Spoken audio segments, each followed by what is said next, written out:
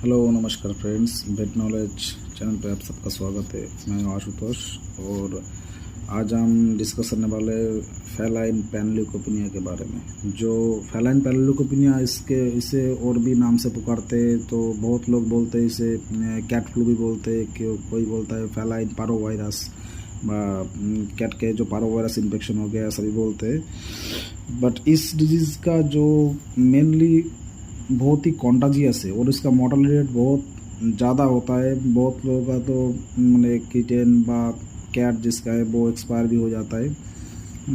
इसलिए मैंने इसका जो आतंक है बहुत ज़्यादा है। जो लोग घर में 1-2-4 कैट जो अनवैक्सीनेट कैट है जिसका एक्सपायर हो गया है वो जानता है ये कैसा भयानक बीमारी है, तो बहुत ही कॉन्टाजियस है। तो इस चीज़ के बारे में हम आज थोड़ा सा डिटेल में जानकारी मैं देना चाहूँगा। तो मैं जब फील्ड में प्रैक्टिस करता हूँ, मैं एक पैरावेट हूँ पेशे से, ठीक है। जो फील्ड कंडीशन में जो प्रैक्टिस रिलेटेड ज़्यादा केस आता है, तो आज हम जस्ट बात करेंगे पूरा जो एकदम सीवियर है उसके बारे में। बाकी दूसरे एक वीडियो में आपका होगा तो मैं ओरल कुछ मेडिकेशन के बारे में घर के लिए किसी के पास इमरजेंसी में कुछ मेडिकेशन में बोल सकता हूँ सिम्टोमेटिकली। बट आपको जो मेन उसका जो इंटेंसिव ट्रीटमेंट है उसके बारे में मैं आप आज कुछ बताना चाहूँगा मेरे एक्सपीरियंस के हिसाब से। तो इस डिजीज़ में पहले क्या होता है आपको ये जान लेना चाहिए। पहले तो इस डिजीज़ में कैट का बहुत ही वीकनेस आ जाएगा, वॉमिटिंग हो सकता है। ज़्यादातर मैक्सिमम केस में वॉमिटिंग होता है, वो फ्रीक्वेंट वॉमिटिंग होता है बहुत। वो थोड़ी देर बाद ही जो कैट है थोड़ा थोड़ा उल्टी करता है। किसी को लूज मोशन भी हो जाता है वॉमिटिंग के साथ साथ। और डिहाइड्रेशन तो पक्का रहेगा ही। आप अगर स्किन टेंटिंग करोगे तो उसका स्किन टेंटिंग अगर आप छोड़ोगे तो ज़्यादातर केस में बहुत टाइम लग जाता है, बहुत परसेंटेज डिहाइड्रेशन आता है। तो जो इस डिजीज़ में जो मेन में फोकस करने वाला हूँ, जो रिकवरी रेट को जो इन्हांस करता है वो है फ्लूइड थेरेपी। आपको एक्यूरेट फ्लूइड करेक्शन करना है। कितना उसका फ्लूइड चाहिए केजी के हिसाब से, 1 केजी के हिसाब से मैं आज बोलना चाहूँगा सबको, क्योंकि एक एग्जांपल सेट करने के एक परफेक्ट वेट में पकड़ लिया 1 केजी के हिसाब से, तो कोई भी उसे मल्टीप्लाई करके जिसका 2.5 किलो हो व 3 किलो, उसके हिसाब से उसका एक आइडिया हो जाएगा मेडिकेशन के बारे में व फ्लूइड के बारे में। तो जो मेन जो कैट जो आते हैं सब ज़्यादातर डिप्रेशन में रहते, कोने कचारी में घूमते, कोने कचारी में जाके जस्ट मुंह घुसा के वहाँ पर बैठ जाएंगे। आपको नहीं मिले, कुछ कैट तो मिलते भी नहीं है, कहाँ पर जाकर कोने कचारी पड़े रहते, मर जाते, उसके बाद उसे पता चलता है। तो मेनली कैट इसमें तो पूरा खाना पीना बंद ही कर देता है। 4-5 कोई केस लाता है 4-5 दिन से कुछ कैट नहीं खाया, एकदम डिप्रेस्ड वीकनेस पड़ा हुआ है, उठने की ताकत भी नहीं है उसमें, ठीक है। और पॉटी पीछे से निकल जा रहा है, कोई वॉमिटिंग कर रहा है, बहुत जोर से फ्रीक्वेंटली वॉमिटिंग करते जा रहा है। तो टेम्परेचर जब हम लेते हैं इसका टेम्परेचर भी बहुत लो आता है। किसी के जब मैक्सिमम सब नॉर्मल ही आता है। जो 3-4 दिन से खाया पिया नहीं है उसका टेम्परेचर सब नॉर्मल ही रहता है। एकदम अर्लियर केस में जो लाते हैं उसका टेम्परेचर थोड़ा बहुत हाई हो सकता है, ज़्यादा हाई नहीं आता, बट थोड़ा बहुत 103, 3.5, 103 यही के टेम्परेचर में रहता है। ज़्यादातर केस में 101 व उसके नीचे ही टेम्परेचर आता है।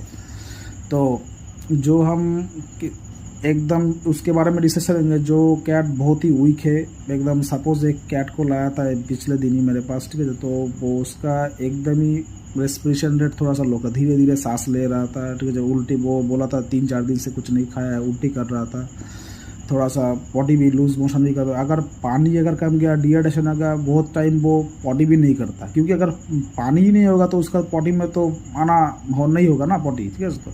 तो सलाइन देने के बाद भी हम देखते हैं कुछ कैट का पॉटी आ जाता है, तब लूज मोशन उसका स्टार्ट होता है पानी जाने के बाद। जब बॉडी में वाटर एब्जॉर्ब होता है थोड़ा सा तब उसका पॉटी करता है, बट लूज आता है, मैक्सिमम लूज मोशन ही आता है। तो सिंपल से जब कोई कैट लाएगा उसका पहले आपको हिस्ट्री रहना है, कितने दिन से नहीं खाया है उसने, ठीक है। तो लास्ट कब खाया था, उसका रेक्टल टेम्परेचर कितना है, स्किन टेंटिंग करके।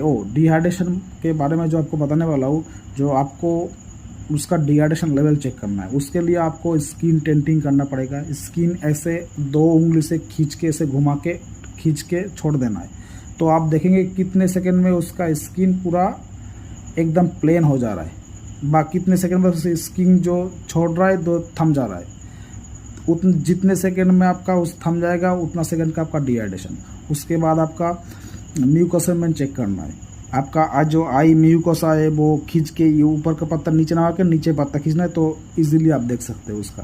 तो वहाँ पर बहुत जो आई डिप्रेशन भी देखा जाता है, आई एकदम पूरा लगता है पूरा कटर में चला गया पूरा एकदम, ठीक है, घुस गया है, हाई जब डिहाइड्रेशन होता है। बाकी जो गम होते हैं वो पेल होते हैं, क्योंकि तब फ्लूइड कमी के वजह से जो पेरीफेरल जो सर्कुलेशन है वो थोड़ा घट जाता है, तो वहाँ पर पेल आता है, दिखता है। तो और बोन मैरो सप्रेशन के वजह से भी जो सेल प्रोडक्शन है, जो हमारा जो ब्लड सेल प्रोडक्शन है वो भी बंद हो जाता है, तो इम्यूनिटी भी सप्रेस हो जाता है, हीमोग्लोबिन के कम सकता है, तो इसके वजह से भी होता है। और रेस्पिरेशन में भी दिक्कत आ सकता है, जब आपका हीमोग्लोबिन कम जाएगा, अब आपका जब ठीक से सर्कुलेशन नहीं होगा तो आपको सांस में भी थोड़ा थोड़ा दिक्कत आएगा धीरे धीरे, ठीक है। ठीक से ब्लड पंप नहीं करेगा, ऑक्सीजन सप्लाई नहीं होगा तो धीरे धीरे रेस्पिरेशन में दिक्कत होगा। तो इस सब केस में पहले आके आपको डिहाइड्रेशन लेवल चेक करना है, टेम्परेचर लेना है। डिहाइड्रेशन में आप टेंटिंग करके देख सकते हैं। सपोज किसी का स्किन टेंटिंग 2 सेकेंड का हुआ, 3 सेकेंड का भी हो सकता है।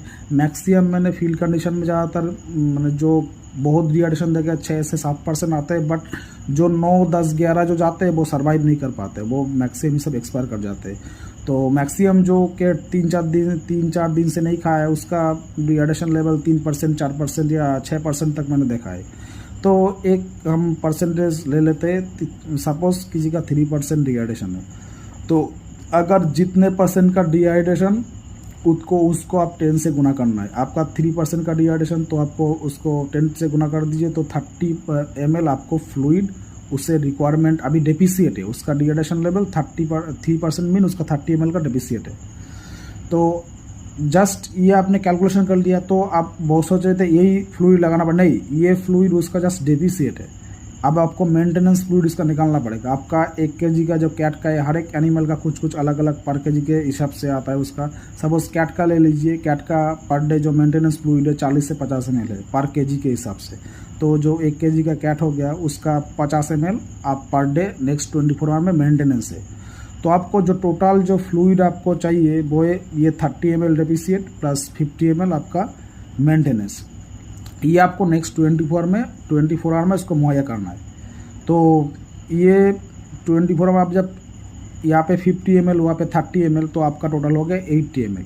बट ये 80 ml आप एक बार में इसे फ्लूइड नहीं IV नहीं लगा सकते। तो इसे हो सकता है आपने अगर किसी ने लगा दिया तो उसका हीमोडाइलेशन हो सकता है, ठीक है। जो अगर ब्लड में जो कंपोनेंट्स है वो ज़्यादा डाइल्यूट हो जाएगा तो उसका कॉम्पोजिशन बिगड़ जाएगा, तो बहुत दिक्कत हो जाएगा, इसमें बहुत ही क्षति हो जाता है।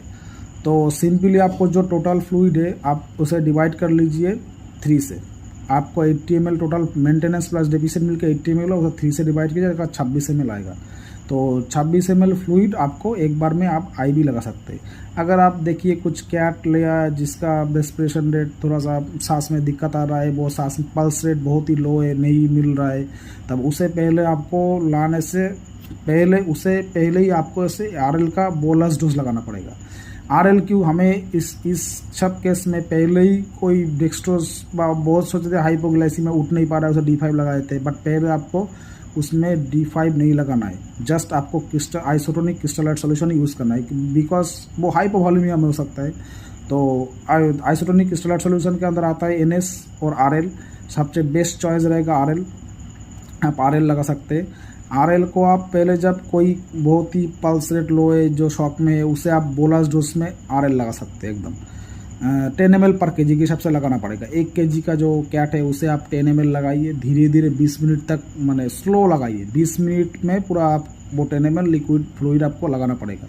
तो उसका जो धीरे धीरे जो सर्कुलेशन है वो धीरे धीरे ठीक होने से उसका कुछ रिस्पॉन्स आएगा। उस जब आप देखोगे जो कैट थोड़ा सा स्टेबल हो गया तो आप बाकी जो 16 ml बचा है फ्लूइड उसे आप लगा सकते हैं। तो ये होगा फ्लूइड कैलकुलेशन। आपको टोटल फ्लूइड मेंटेनेंस में अगर आपने अगला 26 ml फ्लूइड IV दिया, फील्ड कंडीशन में होता है कि वो आप 2-3 बार में दे सकते हैं उसे। आप एक बार में 26 ml ही उसे लगा सकते हैं, तो 26 ml आप देने दे, बाकी फ्लूइड आपको 8 घंटे बाद देना पड़ेगा। बट प्रैक्टिकल लाइफ में ऐसा करना बहुत मुश्किल है। फील्ड में जब हम जाते हैं तो एक कॉल आता है, तब उसे घर गए, एक टाइम फ्लूइड लगा के आए, फिर 2 टाइम जाना मुश्किल हो जाता है। कुछ फीस का प्रॉब्लम भी होता है, तो 2 टाइम जाने के उससे आपका जो फिजिकल एफर्ट है वो भी बढ़ेगा, आप बहुत पार्टी फीस एफोर्ड भी नहीं कर सकते। तो मैं ज़्यादातर जो फील्ड कंडीशन में हमारा जो एक्सपीरियंस है, एक टाइम ही हम सलाइन में उसे छोड़ने की कोशिश करते हैं। और जो फ्लूइड अगर कोई फॉलोअप कोई अलग पैराबेट कोई मिल गया तो वो लगा सकते हैं, ठीक है, घर के पास कोई। बट अगर ना मिला तो एक टाइम दिया तो आप एक काम कर सकते हैं, आप 26 ml फ्लूइड जो एक बार में दे दिया, बाकी जो आपका रह गया 54 ml वो आपको सबक्यूटनेस लगा देना है। तो आप अगर सबक्यूटनेस आप उसको डिवाइड कर लीजिए 27 ml, तो उसे 2 साइड में फ्लैंक रीजियन में आप सबक्यूटनेस में लगा सकते हैं, नहीं तो आप सर्वाइव जो गले के पास है वहाँ पर सबक्यूटनेस में लगा सकते हैं। तो ये होगा धीरे धीरे वो जो फ्लूइड है वो एब्जॉर्ब होगा, और जो उसके जो 24 आवर में जो रिक्वायरमेंट है वो धीरे धीरे बॉडी में एब्जॉर्ब हो जाएगा।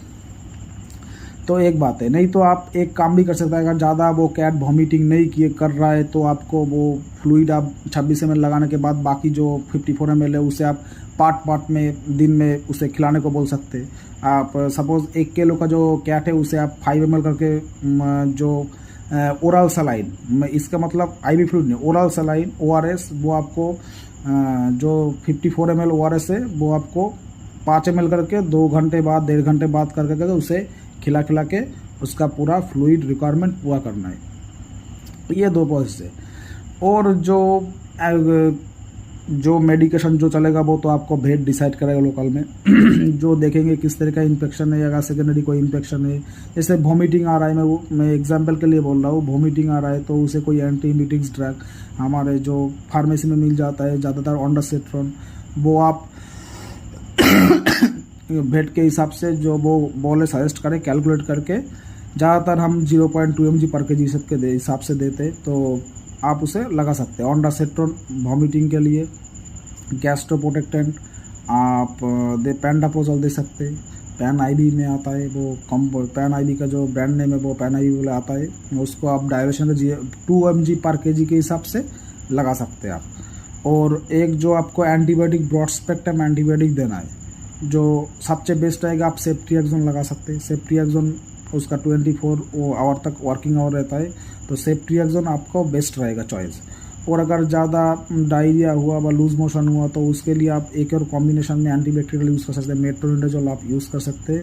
तो उसका भी आप 13 mg पर kg व 10 से 13 mg पर kg 10 से 13 mg पर kg के हिसाब से आप उसे आईवी में लगा सकते हैं।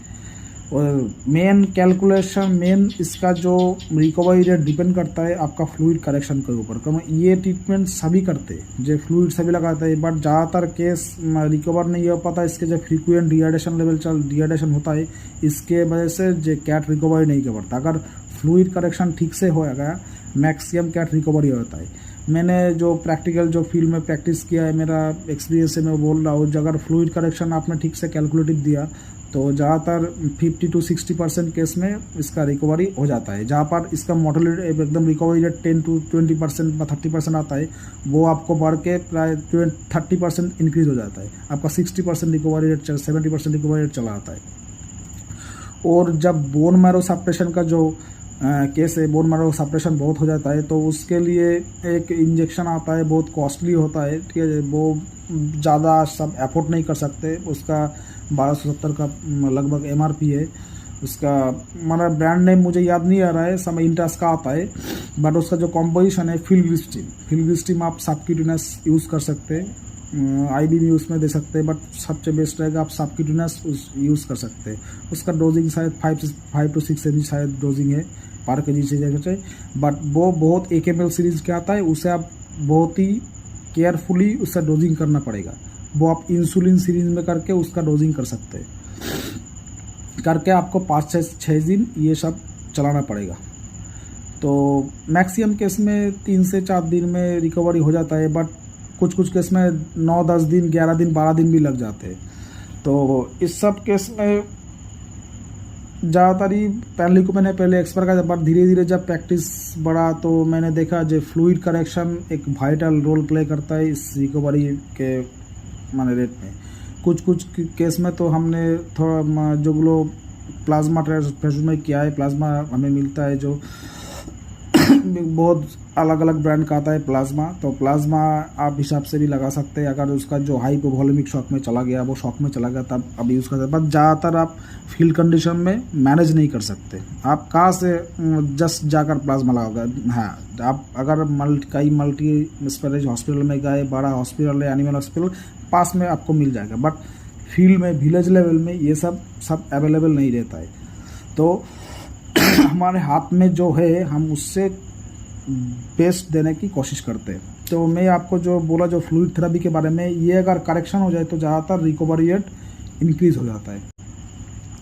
इसके बाद कुछ कैट में जो हाइपोग्लाइसेमिक होता है, जो उठ नहीं पा रहा है एकदम, तो उसके बारे में भी मैं नेक्स्ट वीडियो में बताऊंगा जो आप क्या कर सकते हैं। उसके RL के साथ, IV फ्लूइड के साथ आप क्या दे सकते हैं, जो जिसका कितना आपका उसका ग्लूकोज देना चाहिए, कितना सेफ है, उसके कंप्लीट करने बाद कितना उसका रिक्वायरमेंट, ये सब अभी नेक्स्ट वीडियो में एक बताऊंगा। मेरे एक सर जी ने जो बहुत दिन पहले एक बात मुझे बोला था, जो Ashutosh, prevention is better than cure. तो इसका जो सबसे बेस्ट उपाय है, आप वैक्सीनेशन करवा लीजिए। इसके बारे में भी मैं उस बात के वीडियो में बताऊंगा, जो कौन सा वैक्सीन करवाना है, कैसे डोज में लगाना है और कितने दिन बाद बूस्टर देना है, पूरा डिटेल्स वीडियो मैं बाद में अपलोड करूंगा। तो अभी तक के लिए इतना ही दोस्त, नमस्कार, फिर मिलते हैं, बाय बाय।